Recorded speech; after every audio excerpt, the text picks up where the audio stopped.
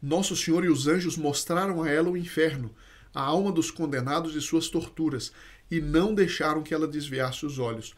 Como foi isso? Que ensinamentos isso tem para a nossa vida espiritual no dia a dia? É o que nós veremos hoje. Veremos também a promessa formal de Deus para quem pensa com frequência em 4 coisas. Muito bom dia, meu nome é Daniel Martins. Esses são nossos assuntos de hoje aqui no canal dos Santos Anjos.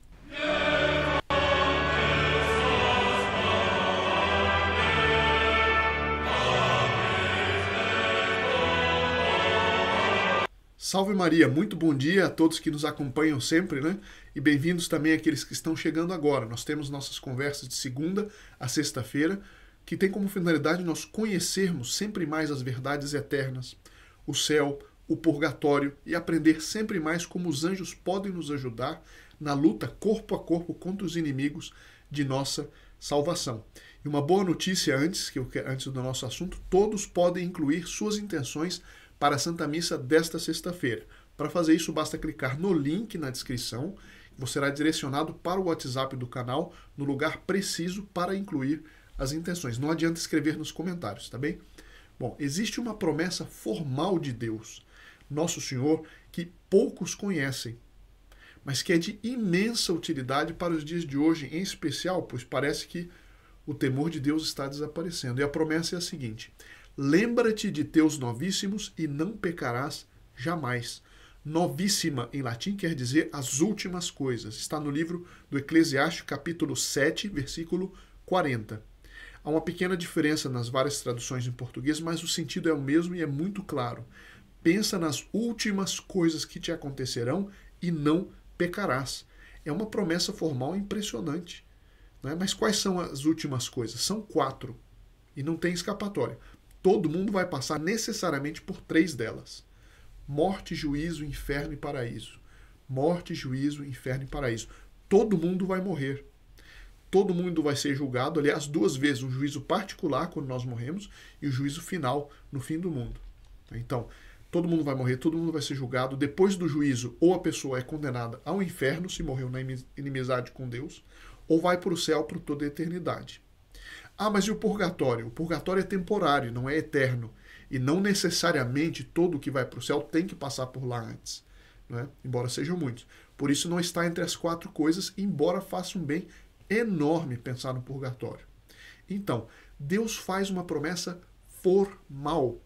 Se a gente pensa com frequência nessas 4 coisas, a gente evitará o pecado. Se a gente pensar nas 4 coisas, a gente vai evitar o pecado.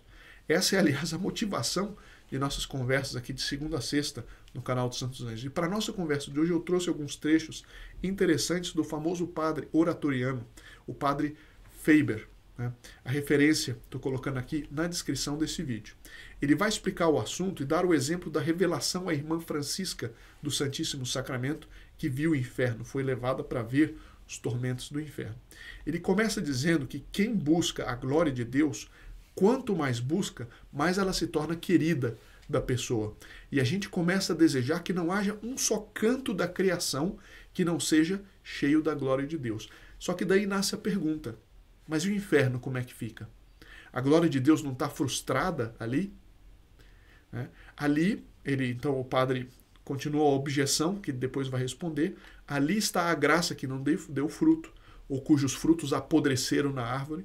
Ali estão os sacramentos que foram em vão. Ali a cruz de Cristo parece ter fracassado. E os propósitos amorosos de Deus parecem ter sofrido uma resistência e foram aparentemente vencidos. É uma objeção bastante forte. Como resolver esse problema, né? Então ele responde: ainda assim, é de fé que Deus colhe imensa glória dessa inexprimível escuridão, pois a alma perdida é um louvor involuntário à justiça de Deus. Como assim? Ele vai explicar. Tanto quanto a alma convertida é um louvor a seu amor. Ou seja, quem está no inferno acaba dando uma glória, involuntariamente dando uma glória a Deus. Como assim? Ele diz: aquele lugar horrível tem, para quem pensa nele, os mais abençoados resultados para a salvação de muitas almas. Ah, mas como fica as pessoas que estão sofrendo lá? Nosso Senhor vai explicar para a irmã do Santíssimo Sacramento. Vamos chegar lá. Só mais um trechinho do que ele explica aqui. Então, esse lugar abençoado tem resultados de salvação para muitas almas por meio do santo e salutar temor que alimenta nelas e da necessidade da correção das frouxas e distorcidas noções acerca de Deus por elas mantidas. Ou seja, a verdade do inferno corrige. Isso é muito importante. Com a decadência de boa parte do clero, a gente acaba tendo uma noção distorcida das realidades eternas, sobretudo do inferno. Acaba tendo pena, uma peninha, né, de quem está no inferno. Né? Então ele conta como Nosso Senhor apareceu à irmã Francisca do Santíssimo Sacramento, uma carmelita espanhola, e mostrou a perda de uma alma e os vários tormentos eternos do inferno.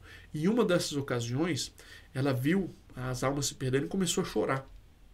Então Nosso Senhor perguntou para ela: Francisca, por que choras? Ela caiu prostrada aos pés de Jesus e disse: choro por causa da danação daquela alma, Senhor, e o modo com que ela se perdeu. Então Nosso Senhor respondeu com bondade e disse: minha filha, esta alma escolheu se perder. Eu lhe proporcionei muitos auxílios da graça para que se salvasse, mas ela não aproveitou.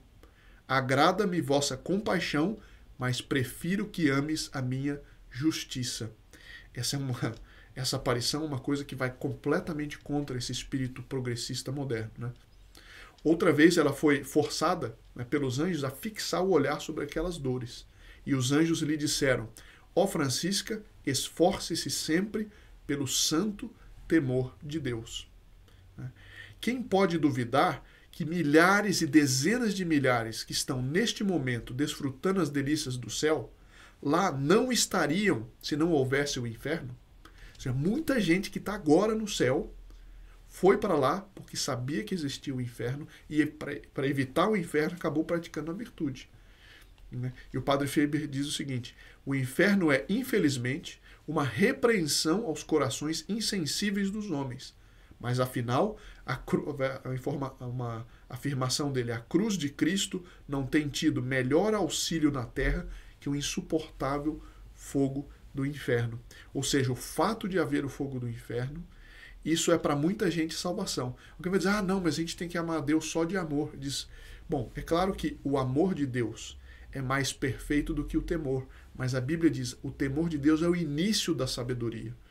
Porque muita gente, talvez até, sobretudo hoje em dia, a maioria das pessoas não é tocada a ter virtude por causa de, porque vai ter um céu. Mas o temor de que se eu fizer isso eu posso cair no inferno. E é por isso a necessidade dos padres pregarem muito mais sobre isso. Não é para dar medo, para inventar coisa, para dizer qual que é a verdade.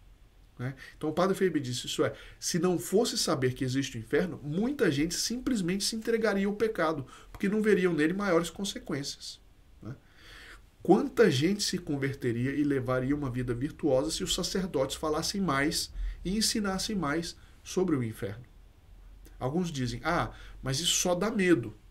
Ora, quem é que ama o seu filho? Aquele que deixa ele ir para o buraco ou que dá um santo temor dos riscos de cair no buraco, de cair no abismo? E, para acrescentar isso, Nosso Senhor prometeu formalmente que quem meditasse com frequência no inferno, não só no inferno, mas também quem meditasse com frequência no inferno, esse não pecaria.